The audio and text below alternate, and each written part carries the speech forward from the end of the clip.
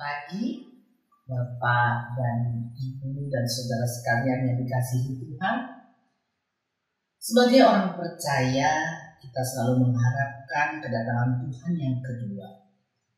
Pada satu sisi, kedatangannya bisa mendatangkan kengerian yang menakutkan.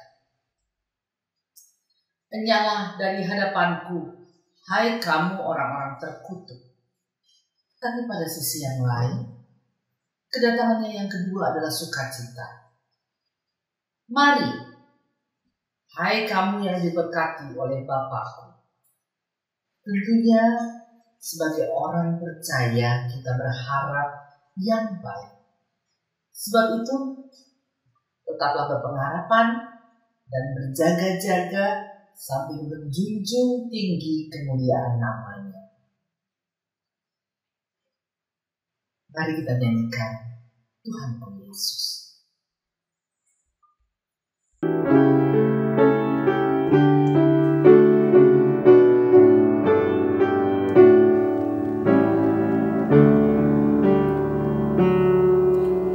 Tuhanku Yesus, Raja alam raya, Allah dan manusia, Kau kasihi, Kau junjunganku, bahagiaku yang bakal. Indah tamasya, indah sawalada, sungguh elok berseri. Yang lebih indah, Kau Tuhan Yesus, Engkau penghibur yang sedih. Indah terang surya, indah sinar bulan, alam bintang yang megah. Jauh lebih indah Yesus taramu di surga dan di dunia.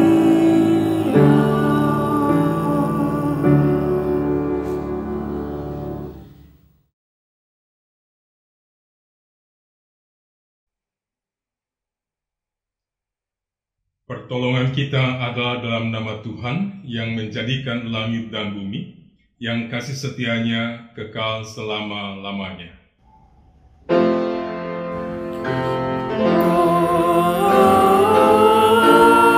Amin, amin,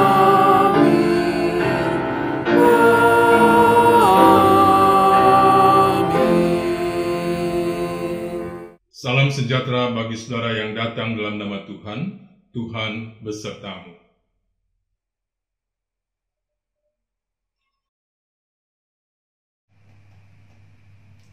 Saudara-saudara yang dikasihi Tuhan, pada hari ini kita sudah memasuki masa Advent. Dan hari Minggu ini kita memasuki Minggu Advent yang pertama. Masa Advent selalu memiliki dimensi penantian akan kedatangan Kristus ke dunia melalui kelahirannya, dan penantian akan kedatangan Kristus di masa depan. Keduanya menekankan adanya pengharapan.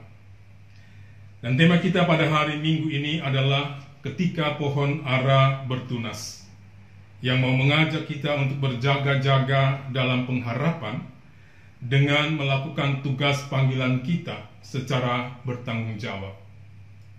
Markus pasal 13 ayat 33 berkata, "Hati-hatilah dan berjaga-jagalah, sebab kamu tidak tahu bila manakah waktunya tiba."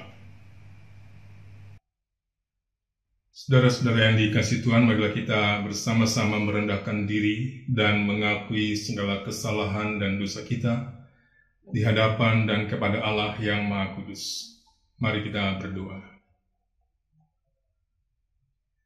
Ya Allah, Bapa yang Maha Kasih, sebagai orang yang beriman dan percaya kepadamu, seringkali kami terlena oleh kesenangan dan nikmat yang ditawarkan dan diberikan dunia, sehingga kami melupakan tugas dan tanggung jawab panggilan hidup kami. Kami membiarkan diri dan hidup kami melupakanmu. Kami malas menjaga relasi baik denganmu. Kami enggan untuk tetap berada di dalam persekutuan denganmu.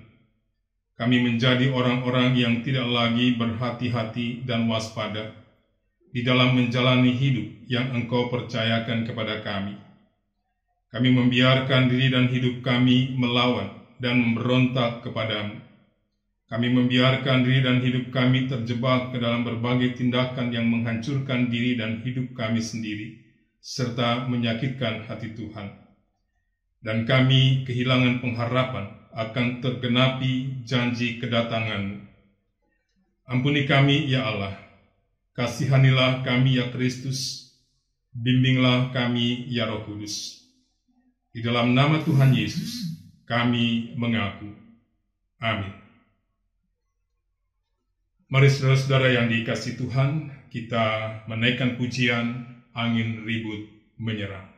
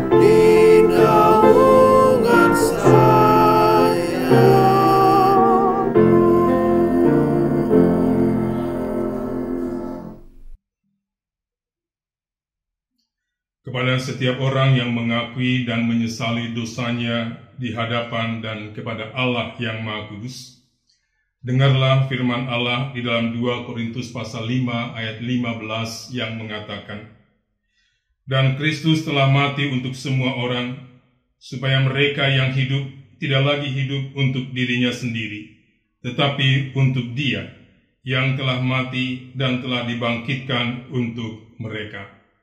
Demikianlah berita anugerah dari Tuhan. Salam damai. Saudara-saudara yang dikasihi Tuhan, marilah kita sambut berita anugerah ini dengan kesanggupan untuk melangkah bersamanya. Mari kita menaikkan pujian Sabdamu Abadi.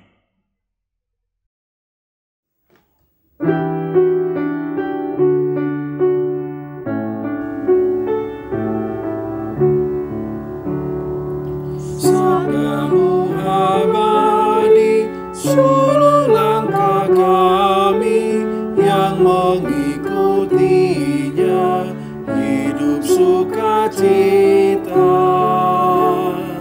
di tengah ancaman. Sabdamu harapan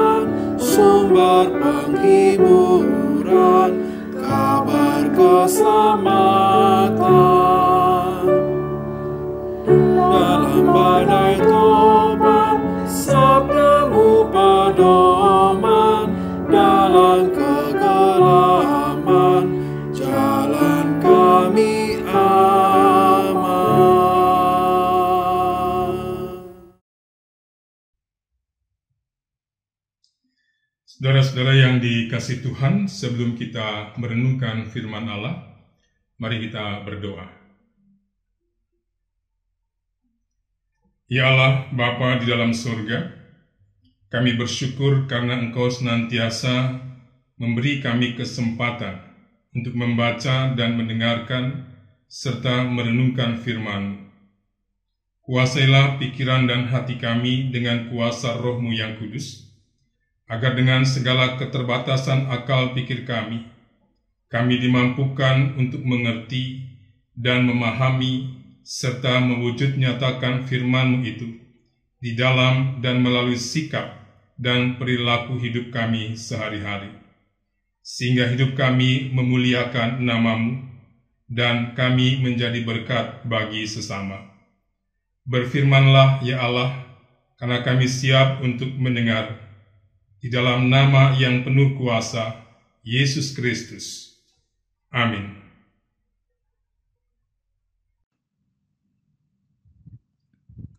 Bacaan pertama terambil dari Yesaya pasal 64 ayat yang pertama hingga 9.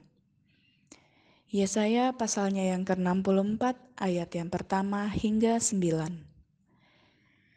Sekiranya engkau mengoyakkan langit dan engkau turun sehingga gunung-gunung goyang di hadapanmu, seperti api membuat ranggas menyala-nyala dan seperti api membuat air mendidih, untuk membuat namamu dikenal oleh lawan-lawanmu sehingga bangsa-bangsa gemetar di hadapanmu, karena engkau melakukan kedahsyatan yang tidak kami harapkan, seperti tidak pernah didengar orang sejak dahulu kala. Tidak ada telinga yang mendengar dan tidak ada mata yang melihat seorang Allah yang bertindak bagi orang yang menanti-nantikan Dia. Hanya Engkau yang berbuat demikian. Engkau menyongsong mereka yang melakukan yang benar dan yang mengingat jalan yang Kau tunjukkan. Sesungguhnya Engkau ini murka, sebab kami berdosa. Terhadap Engkau kami memberontak sejak dahulu kala. Demikianlah kami sekalian seperti seorang najis dan segala kesalehan kami seperti kain kotor, kami sekalian menjadi layu seperti daun. Dan kami lenyap oleh kejahatan kami seperti daun dilenyapkan oleh angin. Tidak ada yang memanggil namamu atau yang bangkit untuk berpegang kepadamu, sebab engkau menyembunyikan wajahmu terhadap kami, dan menyerahkan kami ke dalam kekuasaan dosa kami. Tetapi sekarang ya Tuhan, Engkaulah Bapa kami. Kamilah tanah liat dan Engkaulah yang membentuk kami dan kami sekalian adalah buatan tangan-Mu. Ya Tuhan, janganlah murka amat sangat dan janganlah mengingat-ingat dosa untuk seterusnya. Sesungguhnya pandanglah kiranya kami sekalian adalah umat-Mu. Demikianlah sabda Tuhan.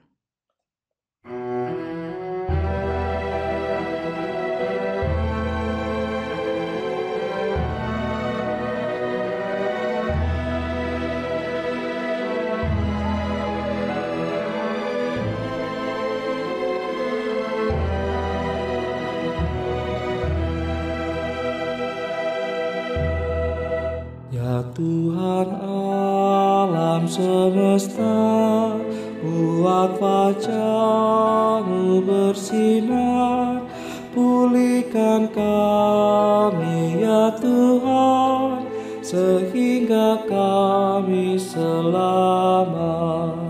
Ya Tuhan alam semesta, buat wajah-Mu bersinar, pulihkan kami ya Tuhan, sehingga kami selamat. Sendengkanlah telinga-Mu, Tuhan Gembala Israel, Kau yang menggiring Yusuf sebagai kawanan domba. Tampil bersinarlah Tuhan yang duduk atas kerubim, tunjukkanlah kuasa-Mu, datang selamatkan kami.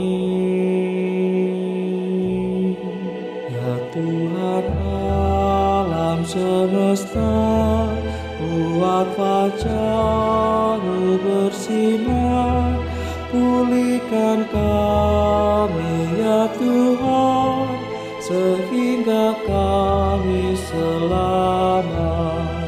Ya Tuhan Allah semesta, masih berapa lamakah menyala-nyala murka-Mu, walau umat-Mu berdoa.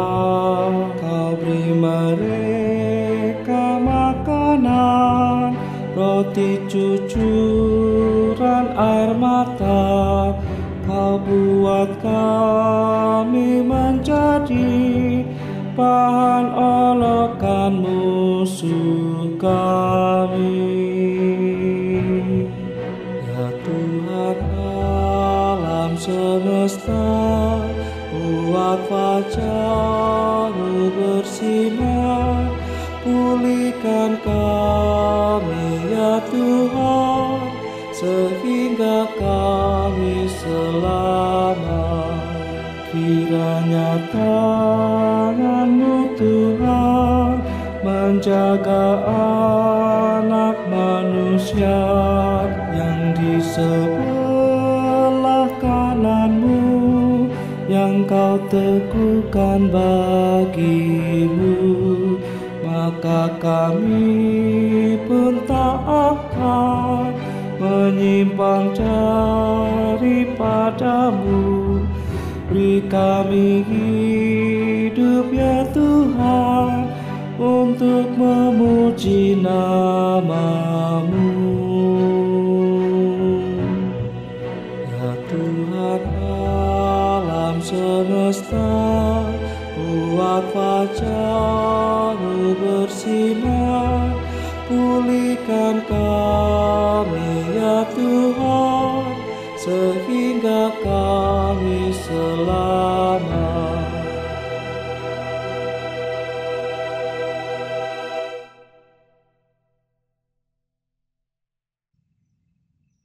Bacaan kedua terambil dari 1 Korintus pasal 1 ayat 3 hingga 9. 1 Korintus pasal 1 ayatnya yang ketiga hingga 9.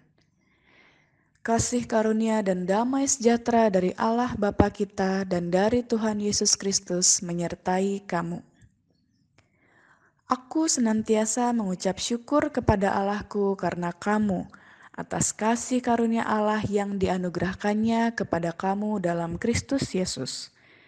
Sebab di dalam Dia kamu telah menjadi kaya dalam segala hal, dalam segala macam perkataan dan segala macam pengetahuan, sesuai dengan kesaksian tentang Kristus yang telah diteguhkan di antara kamu.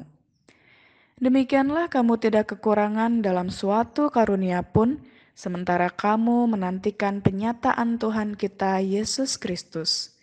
Ia juga akan meneguhkan kamu sampai kepada kesudahannya, sehingga kamu tak bercacat pada hari Tuhan kita Yesus Kristus. Allah yang memanggil kamu dalam persekutuan dengan anaknya Yesus Kristus, Tuhan kita, adalah setia. Demikianlah firman Tuhan.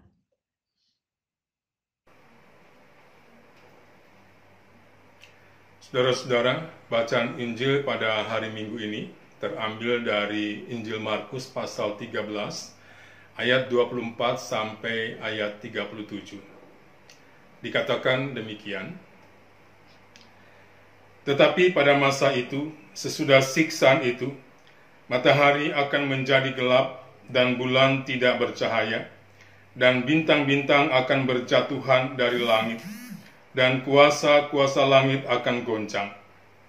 Pada waktu itu orang akan melihat Anak Manusia datang dalam awan-awan dengan segala kekuasaan dan kemuliaannya. Dan pada waktu itu pun ia akan menyuruh keluar malaikat-malaikatnya dan akan mengumpulkan orang-orang pilihannya dari keempat penjuru bumi, dari ujung bumi sampai ke ujung langit. Tariklah pelajaran dari perumpamaan tentang pohon ara. Apabila ranting-rantingnya melembut dan mulai bertunas, kamu tahu bahwa musim panas sudah dekat. Demikian juga, jika kamu lihat hal-hal itu terjadi, ketahuilah bahwa waktunya sudah dekat, sudah di ambang pintu. Aku berkata kepadamu, sesungguhnya angkatan ini tidak akan berlalu sebelum semuanya itu terjadi. Langit dan bumi akan berlalu, tetapi perkataanku tidak akan berlalu. Tetapi tentang hari atau saat itu, tidak seorang pun yang tahu. Malaikat-malaikat di surga tidak, dan anak pun tidak, hanya Bapa saja. Hati-hatilah dan berjaga-jagalah, sebab kamu tidak tahu bila manakah waktunya tiba. Dan halnya sama seperti seorang yang bepergian, yang meninggalkan rumahnya, dan menyerahkan tanggung jawab kepada hamba-hambanya, masing-masing dengan tugasnya, dan memerintahkan penunggu pintu supaya berjaga-jaga. Karena itu berjaga-jagalah, sebab kamu tidak tahu bila manakah tuan rumah itu pulang, menjelang malam atau tengah malam, atau larut malam, atau pagi-pagi buta. Supaya kalau ia tiba-tiba datang, jangan kamu didapatinya sedang tidur. Apa yang kukatakan kepada kamu, kukatakan kepada semua orang, berjaga-jagalah. Demikianlah Injil Tuhan kita Yesus Kristus, dan yang berbahagia adalah setiap kita yang mendengarkan dan yang memeliharanya. Maranatha.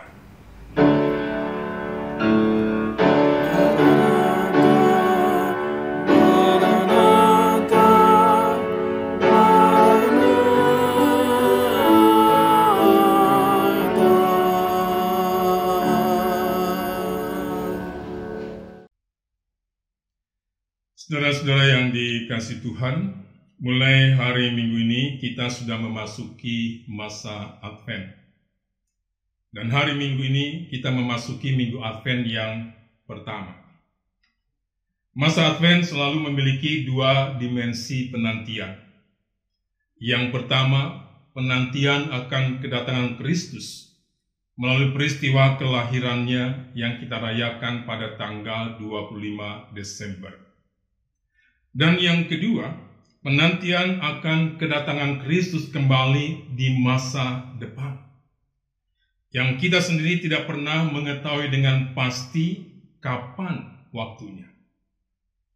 Memang, tidak sedikit orang beriman yang menantikan kedatangan Kristus.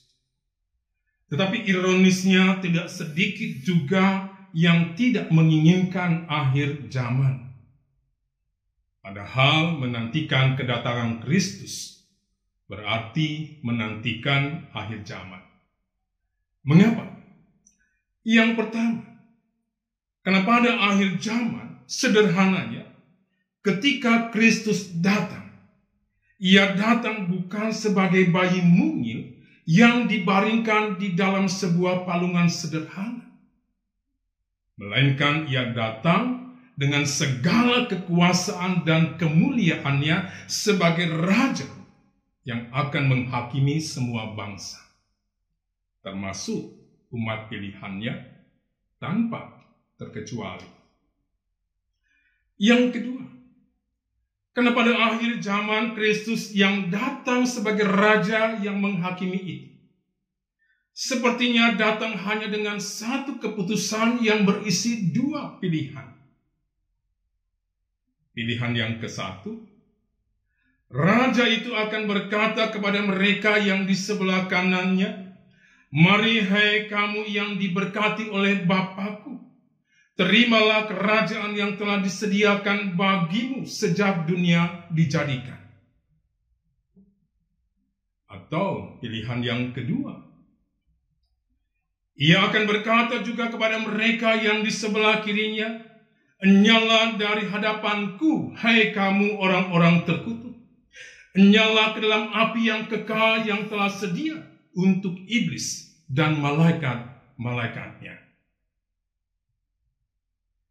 Yang ketiga, kalau kita memperhatikan Markus pasal 13 ayat 24 dan 25, pada masa itu, sesudah siksaan itu, matahari akan menjadi gelap dan bulan tidak bercahaya dan bintang-bintang akan berjatuhan dari langit dan kuasa-kuasa langit akan goncang.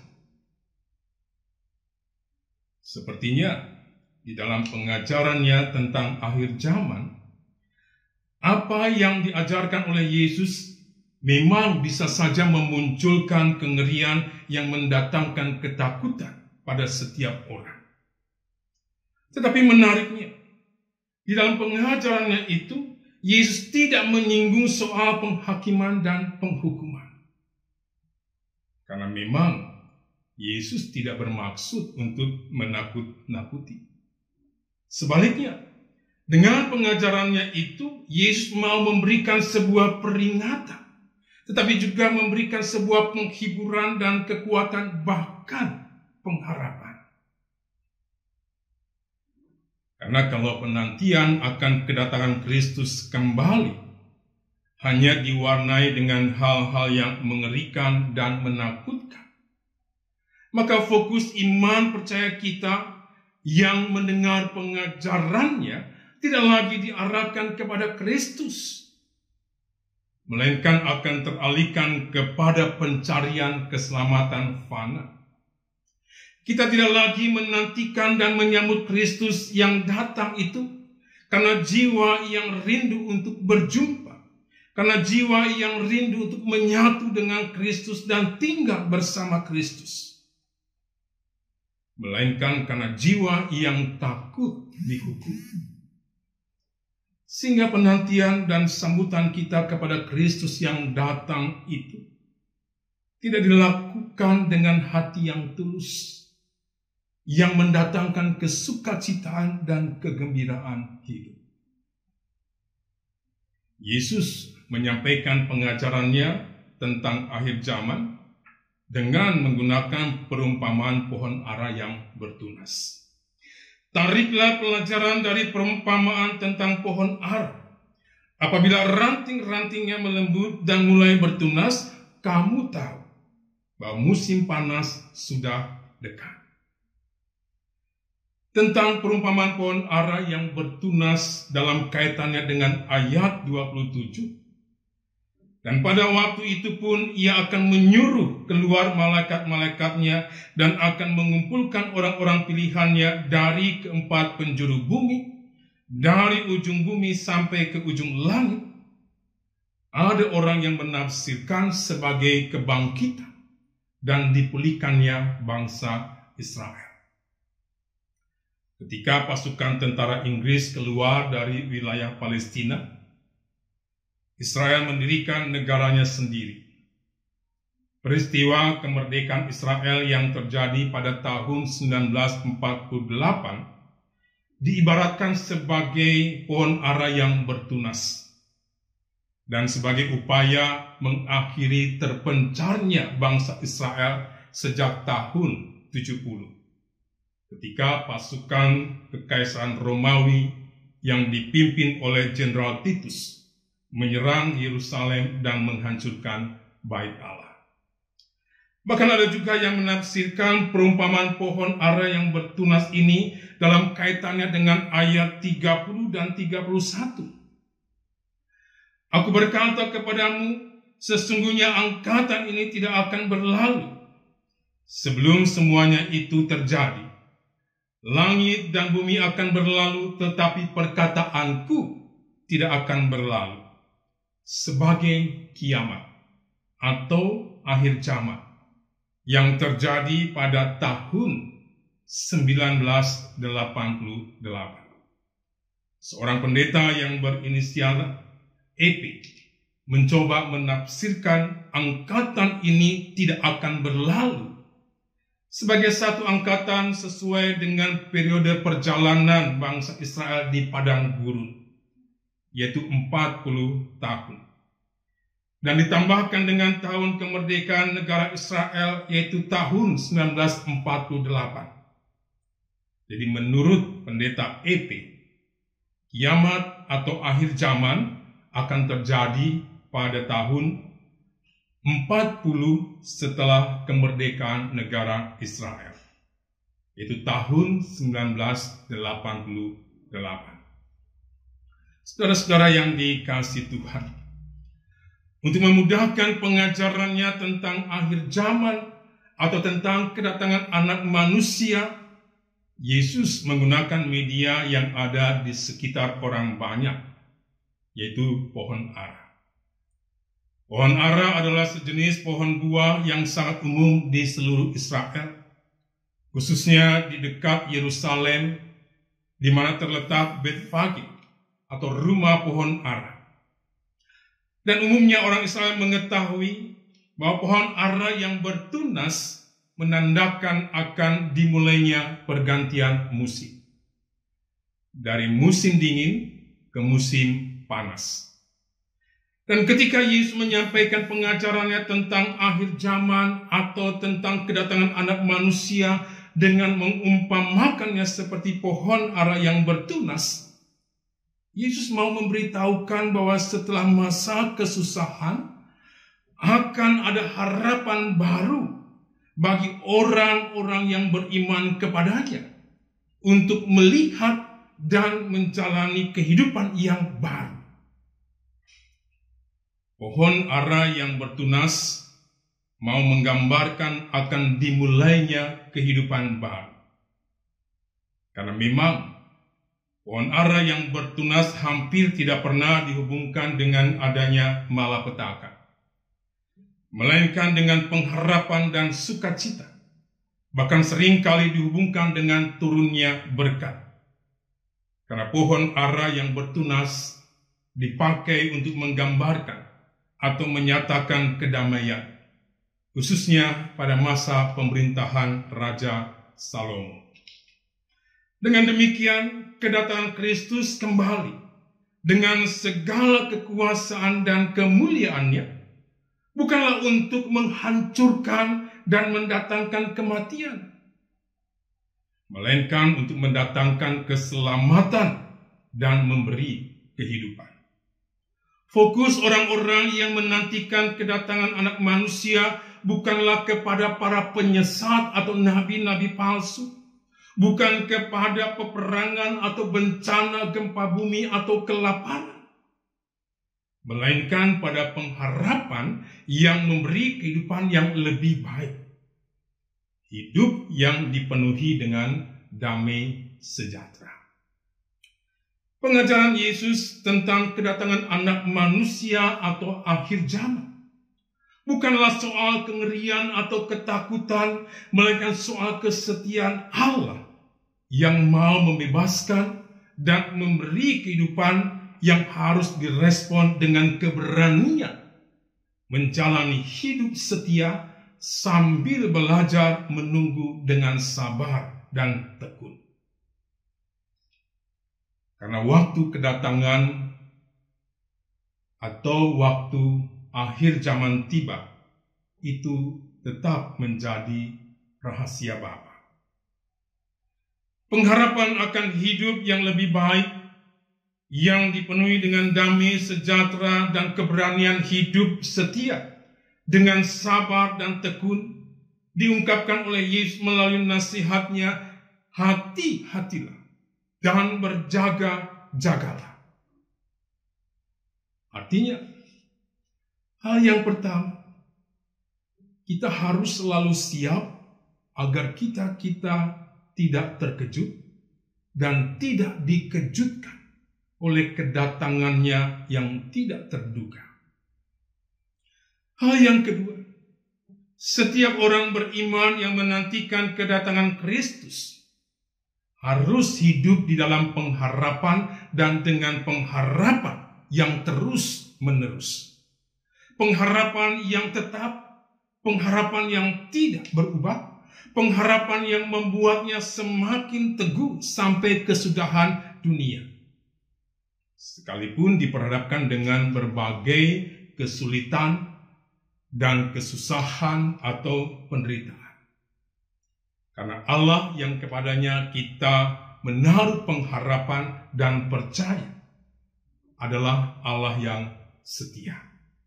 Sebagaimana diungkapkan oleh Rasul Paulus di dalam 1 Korintus pasal 1 ayat 9 yang mengatakan, Allah yang memanggil kamu kepada persekutuan dengan anaknya Yesus Kristus Tuhan kita adalah setia. Jika Allah setia, apalagi yang harus kita khawatirkan? Tidak ada. Jadi tetaplah setia berpengharapan kepada Allah. Hal yang ketiga, jangan lengah. Jangan sampai kita terlena oleh kenyamanan semu yang diberikan oleh dunia, dan kita terbuai oleh keinginan dan nafsu diri sendiri dan dunia. Kita jangan menjadi orang-orang beriman yang malas, supaya kita jangan kedapatan sedang tertidur dan tidak sedang mengerjakan tugas panggilan yang dipercayakan oleh Allah kepada kita. Karena ketika anak manusia datang atau akhir zaman itu tiba, maka setiap orang tanpa kecuali harus mempertanggungjawabkan pekerjaannya yang sudah dipercayakan oleh Allah kepadanya. Saudara-saudara, ketiga hal ini penting dan perlu. Karena pengharapan bukanlah sesuatu yang pasif, melainkan aktif. Seorang yang berpengharapan adalah seorang yang senantiasa melakukan pekerjaannya, bukan hanya sekedar baik, tetapi juga benar. Melakukannya dengan cara yang baik dan benar untuk memberikan dan menyatakan kebaikan dan kebenaran bagi sekitarnya. Orang yang berpengharapan tidak pernah tidak berhati-hati, tidak pernah tidak berjaga-jaga. Sebab dengan berpengharapan, ia seperti pohon ara yang bertunas pada waktunya. Saudara-saudara yang dikasihi Tuhan, masukilah dan maknailah masa Advent ini dengan berpengharapan kepada Allah. Sehingga seperti dikatakan oleh Yesaya 64 ayat 5. Engkau menyongsong mereka yang melakukan yang benar dan yang mengingat jalan yang kau tunjukkan. Kiranya Tuhan memberkati. Amin. Jemaat dimohon berdiri.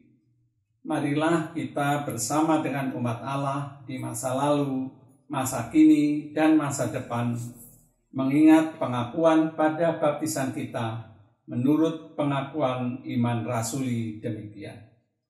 Aku percaya kepada Allah, Bapa yang Maha Kuasa, Khalik langit dan bumi, dan kepada Yesus Kristus, anaknya yang tunggal Tuhan kita, yang dikandung daripada Roh Kudus, lahir dari anak darah Maria, yang menderita sengsara di bawah pemerintahan Pontius Pilatus, disalibkan, mati dan dikuburkan, turun ke dalam kerajaan maut. Pada hari yang ketiga, bangkit pula dari antara orang mati, naik ke surga, duduk di sebelah kanan Allah Bapa yang Maha Kuasa, dan dari sana ia akan datang untuk menghakimi orang yang hidup dan yang mati. Aku percaya kepada Roh Kudus, gereja yang kudus dan am, persekutuan orang kudus, pengampunan dosa, kebangkitan orang mati, dan hidup yang kekal. Amin.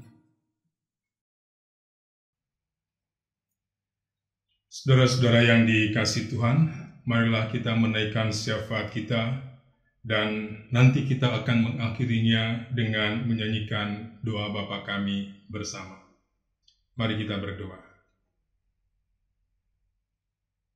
Kami bersyukur kepadamu, ya Allah, atas firman-Mu yang kami dengar dan renungkan bersama-sama pada saat ini.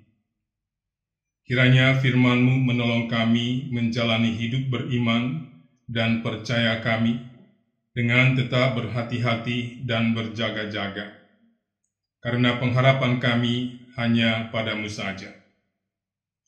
Pada saat ini kami berdoa bagi pemerintahan kami.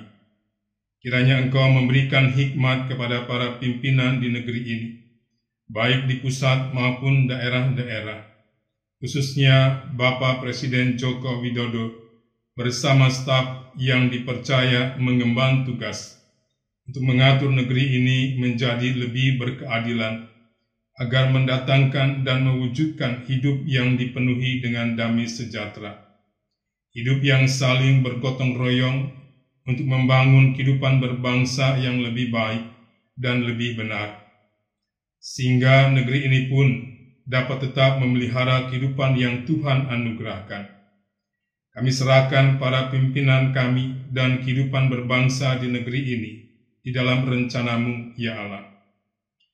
Kami berdoa agar di masa pandemi COVID-19 ini, masyarakat pun dimampukan untuk bekerja sama dengan pemerintah dalam mengatasi penyebaran dan penularan COVID-19 dengan mendisiplinkan diri, mengenakan masker, menjaga jarak, menghindari kerumunan orang banyak. Dan para pejabat di negeri ini pun mampu memberikan contoh atau teladan yang baik dan benar, sehingga kebijakan yang dibuat tidak hanya sekedar berlaku bagi masyarakat, tetapi juga bagi para pejabat di negeri ini. Kami berdoa bagi Bapos GKI Taman Yasmin, agar mereka tetap memiliki semangat untuk mengupayakan keadilan, bukan hanya bagi diri sendiri, melainkan juga bagi dan bersama mereka yang mengalami ketidakadilan di dalam kehidupan dan kebebasan beragama dan menjalani keyakinan agamanya, khususnya di Kota Bogor. Engkau memampukan Bapos GKI Taman Yasmin untuk terus berkoordinasi dan bekerja sama dengan GKI Pengadilan Bogor dan juga pihak pemerintah Bogor, agar segala sesuatu yang diusahakan dan diperjuangkan mendatangkan kebaikan bagi semua pihak dan menjadi berkat di dalam kehidupan bersama dengan segala perbedaan yang ada. Kami mohon Engkau memberikan hati yang senantiasa mau melayani Engkau, Tuhan, kepada setiap pengurus Bapos GKI Taman Yasmin, dan kiranya Engkau mendengarkan pergumulan dan permohonan kami ini. Pada saat ini kami juga mau menyerahkan segenap anggota keluarga, dari anak-anak kami sampai kepada mereka yang lanjut usia, agar di tengah situasi dan kondisi pandemi COVID-19 ini, Engkau memberkati dan memelihara mereka semua dengan kesehatan yang baik. Yang sakit dan dalam masa pemulihan Engkau sembuhkan dan kuatkan. Demikian juga dengan pendidikan anak-anak kami, khususnya dengan metode pembelajaran jarak jauh. Beri mereka kemampuan untuk mendisiplin, agar mereka dapat mengikuti dan memahami pelajaran dengan baik. Beri kesabaran kepada orang tua yang mendampinginya. Kami berdoa bagi setiap kami yang bekerja, kiranya Engkau memberikan kepada kami ketekunan, agar melalui pekerjaan itu, kami mengalami dan merasakan pemeliharaan-Mu. Bagi yang sedang mencari pekerjaan atau bahkan kehilangan pekerjaan, Engkau pun memberi kepada mereka masing-masing untuk mencari dan mendapatkan pekerjaannya, dan Engkau memberkati usaha serta semangat mereka. Ya Allah, dengarlah doa permohonan kami, yang kami panjatkan di dalam nama anak tunggal-Mu, Yesus Kristus, yang telah mengajarkan kami berdoa.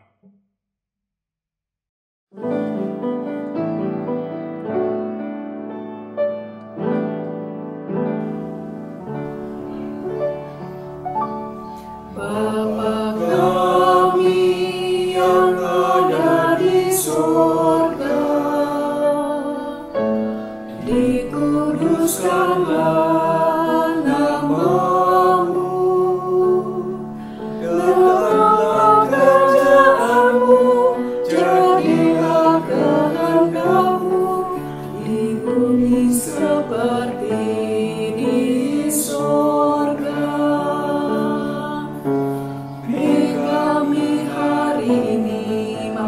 yang secukupnya. Ampuni salah kami, seperti kami ampuni yang bersalah pada kami.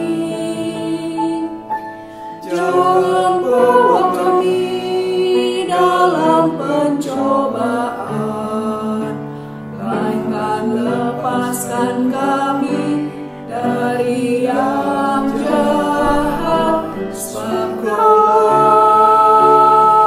yang punya kerajaan dan kuasa dan kemuliaan sampai selamanya.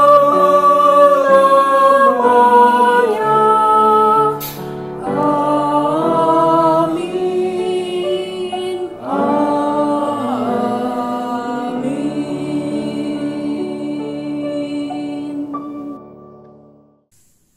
Jemaat yang diberkati Tuhan Yesus, marilah kita menyatakan syukur kita kepada Allah dengan membawa persembahan syukur kepadanya. Selama kita melakukan ibadah virtual, persembahan dapat ditransfer melalui rekening Bank BNI sesuai dengan nomor yang tertera di layar. Dapat juga dilakukan dengan memasukkan ke dalam amplop dan dikumpulkan pada saat kita sudah bisa melakukan ibadah secara onsite. Firman Tuhan yang mendasari persembahan kita pada pagi hari ini diambil dari Amsal 3 ayat 9 yang berbunyi demikian. Muliakanlah Tuhan dengan hartamu dan dengan hasil pertama dari segala penghasilanmu. Pengumpulan persembahan akan diiringi dengan pujian dari Kidung Jemaat 450, bait pertama dan kedua, Hidup Kita Yang Benar.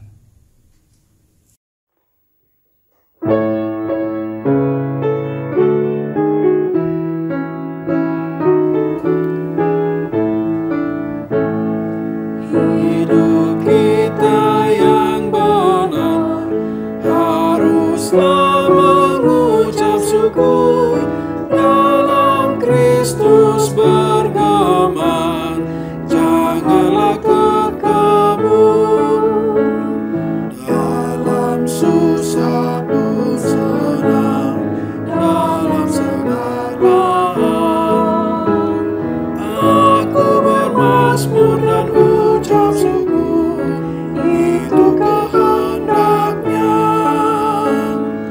Biar badai menyerang, biar ombak menerjang, aku akan bersyukur kepada Tuhanku. Dalam susah pun senang, dalam segala hal aku bermazmur dan ucap syukur, itu kehendaknya.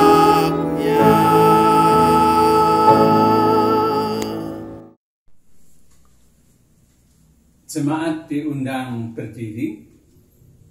Marilah kita menyerahkan persembahan kita di dalam doa. Kita berdoa. Tuhan yang Maha Murah, Engkau telah menganugerahkan segala perkara dalam Yesus Kristus kepada kami. Kami datang membawa persembahan syukur kami. Terimalah ya Tuhan, kuduskanlah, agar persembahan ini berguna untuk pekerjaan pelayanan memuliakan nama-Mu. Kami berdoa di dalam nama Tuhan Yesus Kristus. Amin. Mengakhiri ibadah kita pada hari ini, marilah kita menaikkan pujian pengutusan dari Kidung Jemaat 416 bait pertama sampai 3. Tersembunyi ujung jalan.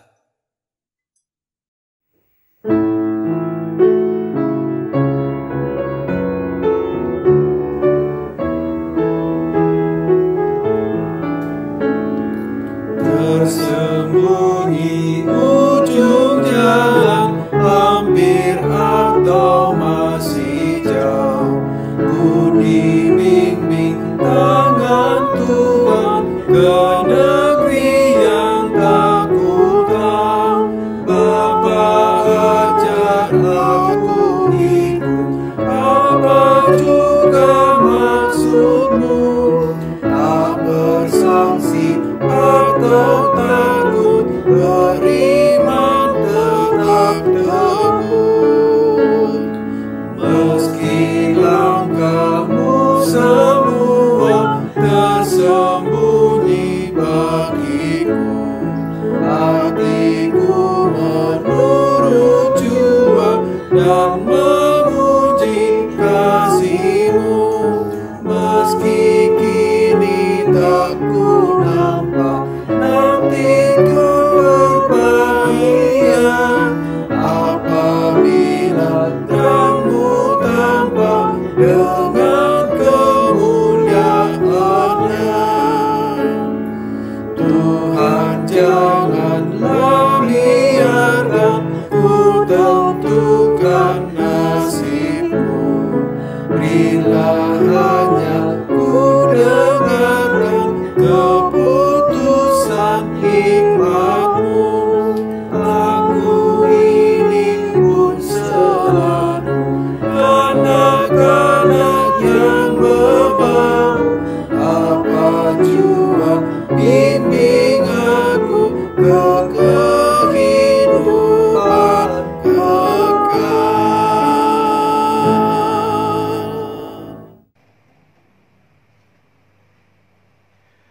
Saudara-saudara, arahkanlah hatimu kepada Tuhan. Jadilah saksi Kristus. Terpujilah Tuhan. Dan terimalah berkat Allah. Tuhan memberkati engkau dan melindungi engkau. Tuhan menyinari engkau dengan wajah-Nya dan memberi engkau kasih karunia. Tuhan menghadapkan wajah-Nya kepadamu dan memberi engkau damai sejahtera. Maranatha.